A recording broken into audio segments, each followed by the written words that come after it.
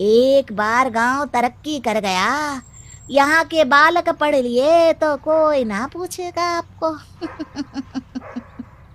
और फिर ये जो बेटा और बेटी है ना आपके, इनको भी आम लोगों की तरह ही जीवन जीना होगा। हाँ, लेकिन करे तो क्या करे? वो ना आप मुझ पर छोड़ दीजिए, बस मैं जैसा बोलूं करते जाइए। अगले रोज सुबह जब गांव वाले सोकर उठते हैं तो राधा के घर के बाहर और साथ ही वो लोग जिन्होंने राधा का सपोर्ट किया था उनके घर के आगे लाल रंग से कल आऊंगी लिखा होता है। कल आऊंगी? यह क्या होता है? अरे यह तो खून से लिखा है, लगता है कोई भूत प्रेत या चुड़ैल का साया है। चलो सरपंच जी के पास चलते हैं। सभी सरपंच के पास जाकर उसे सारी बात बताते हैं। अरे ये तो बड़ी मुश्किल की बात है। चलो, मैं एक बाबा को जानता हूँ, उन्हें बुला लेता हूँ। सरपंच बाबा को लेकर गांव के घर के बाहर जाता है। ओहो, तो ये वो चुड़ैल है जो उन लोगों को निशाना बनाते हैं जो गांव को बदलने का सपना देखते हैं। वो गांव को ऐसे ही संपन्न देखना चाहती है। वो नहीं चाहती कि कोई बाहरी यहाँ का कायाकल्प करे। क्या तुम लोगों में से किसी ने गांव को बदलने की सोच रखी है? तभी राधा की माँ रोते रोते आती है। मेरी राधा घर से गायब हो गई है। अरे कोई तो बचाओ, मेरी बच्ची कहाँ गई?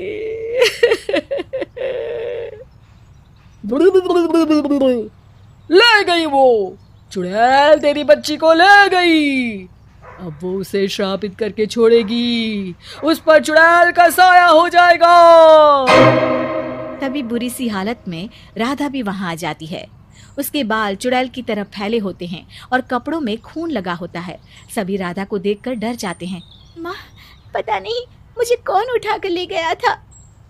अरे दूर दूर हो जा चुड़ैल, अब हम लोग इस गांव में नहीं रुकेंगे। अरे कैसी बातें कर रहे हैं आप? कल तो आप मेरे भरोसे गांव का हुलिया बदलने, अपने बच्चों को पढ़ाने और तरक्की उन्नति की बात कर रहे थे, तो आज क्या हो गया आपको? ये फिर तुम लोगों को बहकाएगी। ये चुड़ैल गांव में आ चुकी है, ऐसे ही ये तुम्हारे घर के बच्चों को भी ले जाएगी। गांव वाले राधा को गांव से बाहर निकाल देते हैं। उसके माँ बाप रोते रहते हैं लेकिन गांव वाले नहीं मानते। मैं भी अपनी बहन के साथ गांव के बाहर रहूंगा, लेकिन वो पढ़ाई नहीं छोड़ेगी। वहीं सरपंच के घर पर सलाहकार कहता है। देखा, सांप भी मर गया और लाठी भी नहीं टूटी। लेकिन अगले ही दिन सरपंच के घर के बाहर भी वही शब्द लिखे होते हैं और फिर सरपंच की बीवी कहती है, हमारी बेटी को किसी ने अगवा कर लिया है। तभी राधा का भाई वहां आ जाता है। अरे गांव वालों, मैंने सरपंच जी की बेटी को देखा था, वो चुड़ैल उसे उठाकर ले जा रही थी।